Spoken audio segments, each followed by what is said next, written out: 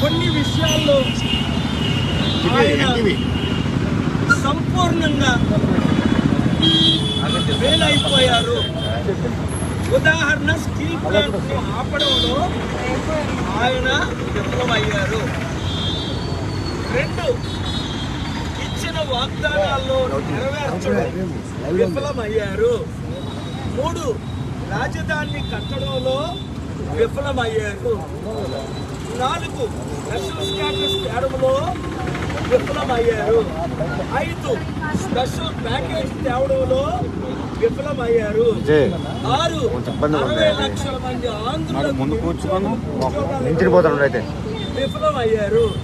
7, నరేంద్ర మోదీ ప్రధానమంత్రిగా ఢీకొనడంలో విఫలమయ్యారు.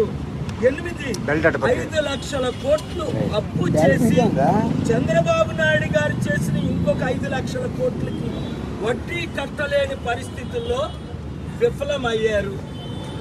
అన్నానే తప్ప అంగన్వాడీ టీచర్స్కి శాలరీలు ఇవ్వడంలో విఫలమయ్యారు. కాంట్రాక్టులను పెర్మనెంట్ చేయడంలో విఫలమయ్యారు.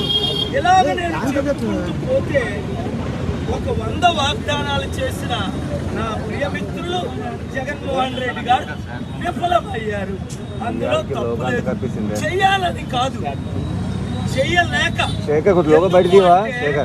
మన ప్రియులు నరేంద్ర మోదీ గారు ఇచ్చిన 100 వాగ్దానాల్లో 2, చంద్రబాబు నాయుడు గారు ఇంత సీమాంధ్రని సింగపూర్ చేస్తానని, క్యాపిటల్ కడతానని, పోలవరం కడతానని ఆయన ఇచ్చిన 100 వాగ్దానాల్లో 1 కూడా నెరవేర్చలేదు. కనుక మన రాష్ట్రం 10 లక్షల కోట్ల అప్పుతో వడ్డీ కట్టలేని పరిస్థితి.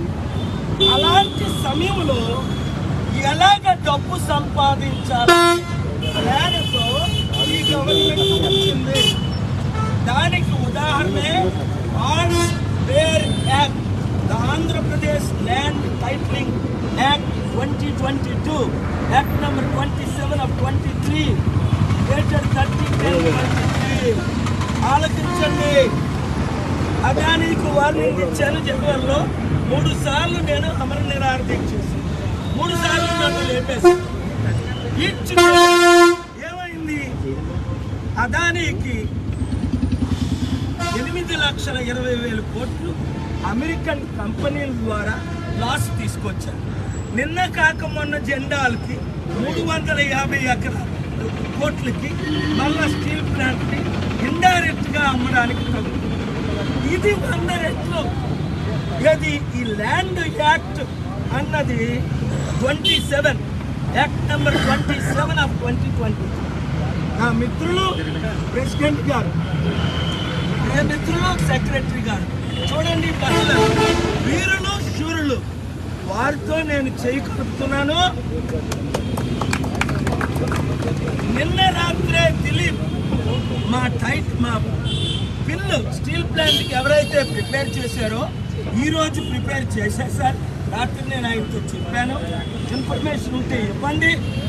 ఇది ప్రజా పోరాటం. ఇది బార్ అసోసియేషన్ 500 మందికి ప్రెసిడెంట్ సెక్రటరీ చేసింది కాదు. ఇది 5,000 కాదు, 5,800 కాదు.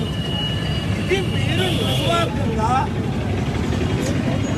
6 కోట్ల ఆంధ్రుల కొరకు మీరు పోరాటం చేస్తున్నారు. నేను దానిని హృదయపూర్వకంగా అభినందిస్తున్నాను. జగన్మోహన్ రెడ్డి గారు 10th ఇంటర్మీడియట్ పరీక్షలు ఏప్రిల్ 2021లో 1,500,000 మందికి నష్టం వస్తుంది కరోనా అంటే మీరు పోస్ట్పోన్ చేశారా? నేను అమర నిరాహార దీక్ష చేశాను 3 రోజులు. ఏమైంది? హైకోర్టు మొట్టు పెట్టింది. మోదీ గారు స్టీల్ ప్లాంట్ని అమ్మకుండా ఉన్నారా? స్టీల్ ప్లాంట్ కొరకు మొట్టు పెడితేనే ఈరోజు స్టీల్ ప్లాంట్ ఆగింది. ఇది లక్షల ఎకరాలు, కనీసం 1,00,000 ఎకరాలు, లక్షల ఎకరాల దోపిడీకి గవర్నమెంట్ చేస్తున్న ఒక ప్లాన్ ఇది. వీరికంటే నాకంటే మీరందరూ తెలివైన వారు. పిఎల్, ఎంఎల్, ఎంకామ్, ఎంఎల్, ఎల్ఎల్ఎంలు చేసిన వారు.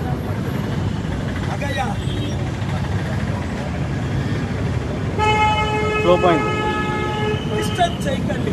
అయిపోయింది నా మాట.